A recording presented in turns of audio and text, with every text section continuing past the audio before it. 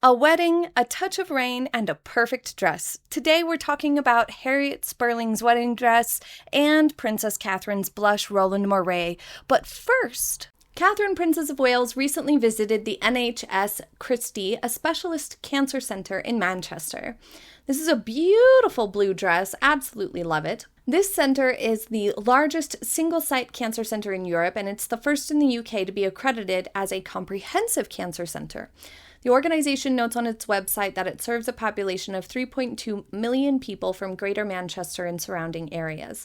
And Catherine went there to spend the day meeting patients and visiting with staff. She was there to learn more about the healing power of holistic therapies alongside clinical care for people living with and beyond cancer. She also visited the center's art room, joining a session with patients there, hearing about how creative expression has helped their recoveries, which extended into the well-being garden, which she also visited.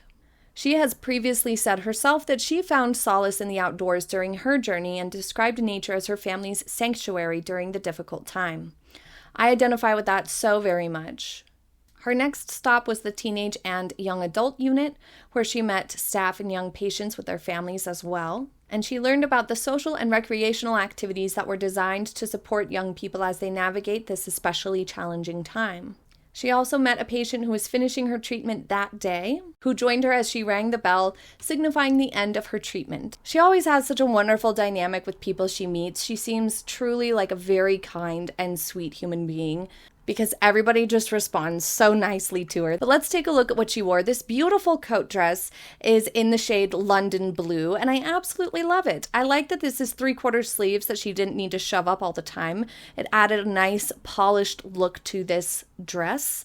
It's a tailored midi-length coat dress with a wrap front, a V-neck, pleated shoulders, and belt detailing, which was a nod to the NHS colors, which are blue and white. She first wore this dress in November 2021. As always with Catherine, it is the little details that really push her outfits over the top. She wore these beautiful little bee earrings, which is the symbol for Manchester, representing the city's resilience, community, and its people's work ethic. This dress, I think, was a perfect choice. It was the right level of professionalism, comfort, and polish for the event without looking too fussy or overdressed. It never looks like she's trying hard when she executes these outfits, and part of that is because she executes it perfectly. I think sometimes when somebody wears an outfit that is like wrinkled or not tailored properly or it's overwhelming to them, it can look like they're trying too hard, even though they obviously didn't pay attention to like proper undergarments or wrinkling or ironing their clothes beforehand.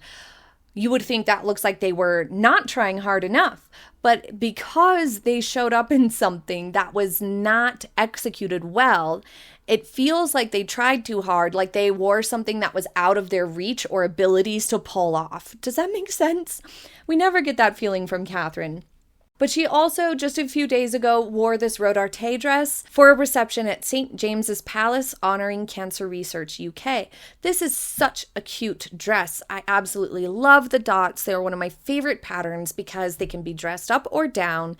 They aren't too busy, and they don't add too many additional colors. A lot of times patterns like that have flowers or things like that have so many different colors that it can become overwhelming or get a little muddy and be harder to style in some ways. Dots just never do that, in my opinion. I absolutely love dots. They are my favorite choice of pattern if you're going to do a pattern. They're so much easier to wear than stripes. Stripes can be really hard. But this event she attended with the King and Queen, which hosted the events to celebrate cancer researchers and volunteers. This was the organization's 125th anniversary year. The reception included immersive displays showcasing the organization's work and learned ways that technology is transforming research, as well as having the privilege to mingle with the royals. So let's take a closer look at this heart-printed silk twill dress. Oh my God, it's not dots, it's little hearts. I still love it. It's still perfect because it looks like dots from a distance. Oh, it's so gorgeous. So you'll see that this was a strategic choice for this particular venue because she wasn't doing like like some sort of formal step and repeat red carpet sort of a situation where there was going to be a lot of flash photography. You can see in this picture here on the left, there was flash photography, and that silk, you can see, doesn't photograph as nicely with a flash as it does without a flash. Without a flash, the fabric looks vibrant. It does look like it has some luminosity to it. It looks like it's laying beautifully, but mostly you notice the vibrant color, the excellent print, perfect fit that it has, the way it accentuates her waistline.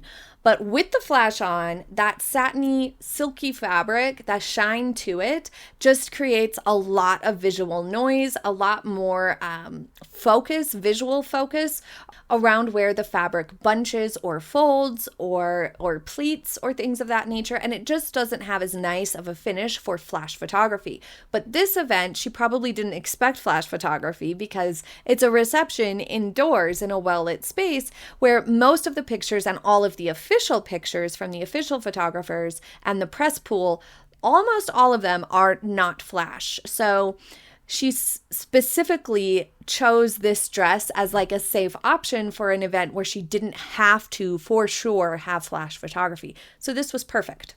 But this is a 100% silk with a white silk crepe de chine notched collar and banded cuffs, accented with red buttons. It features slightly padded shoulders with puff shoulder sleeves and a self belt covering the elasticized waist. Absolutely love the silhouette that this creates. It's stunning. It's perfect for her. It creates great balance for her frame. And they do have this style in lots of different colors, but I really like her choice here of the red. And again, I think she always strikes that perfect balance of professionalism with something that suits the occasion, but still looks very true to her and her comfort for that day. Now let's talk about the wedding. Anytime I talk about a wedding dress, I like to preface it with acknowledging that my opinion on the dress matters not. It's her day, and she chose that dress because she loved it the most. And that's all that really matters. It is a custom Amelia Wickstead, which Princess of Wales also favors. From a styling perspective, let's just take a closer look here. It's really, really pretty. I love lace, especially for weddings, because it's so romantic, feminine, and timeless. The collar frames her face beautifully. I especially like the sleeves, how the lace comes over her hand slightly. That's so pretty. I think the silhouette was really nice for her. It's not too voluminous, which made it feel quite modern as well. The only thing I didn't really like about this dress was the straps of the dress under the lace. They sort of slouched to the outer corner of her shoulder tip, making it look like they were falling down. And I'm sure that they weren't because, with a wedding dress, you're going to get a lot of extra fittings.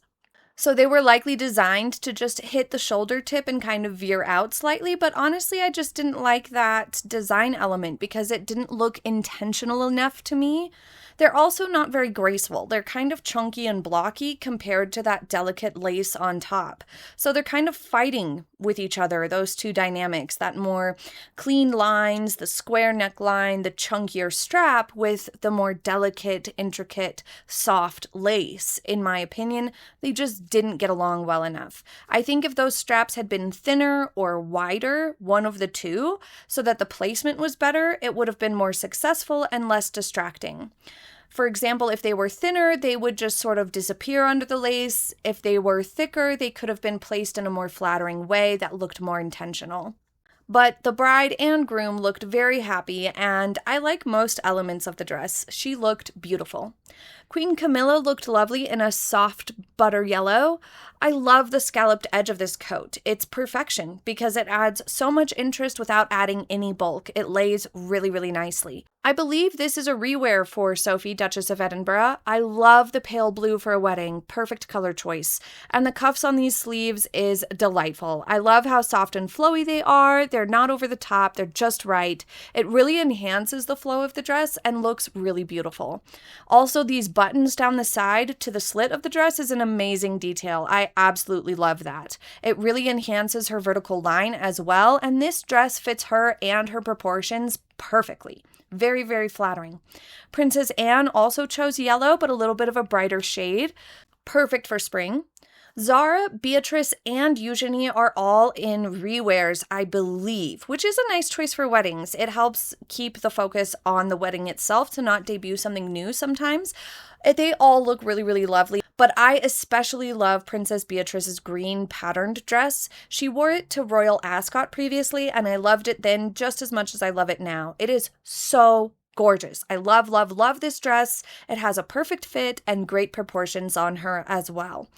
I do wish Princess Eugenie was wearing closed-toe shoes, especially with the rain. They just look a little out of place. Zara's puff sleeves are borderline too voluminous, but honestly, it fits her waist so perfectly. She's pulling it off without looking overwhelmed here, and I love her look overall. But let's move on to Princess Catherine. She is looking absolutely stunning, and this dress is amazing. I love this creamy blush color for a wedding. It's a very nice choice. This is a Roland Mouret folded collar boucle belted dress. That's of course sold out by now. It accentuates her waist perfectly. I like the elongation of her silhouette via the V-neck. The vertical buttons and the drop skirt with the inverted pleats are all very streamlining, very flattering for her. This textured fabric is excellent as well. It's going to photograph really nicely because it's not shiny at all. It's going to wrinkle less because it has texture, and it's going to add interest without adding volume. So I love that. I love texture in a piece. It's something that we get less of with like fast fashion running rampant. We get a lot less like texture and interest and tactile sort of visuals with clothing and garments, and they are just such a wonderful way to expand your wardrobe or add a style element without affecting the fit or adding a lot of volume. And this boater style hat with this satin bow tied the look together perfectly, and it works well with wearing her hair down too.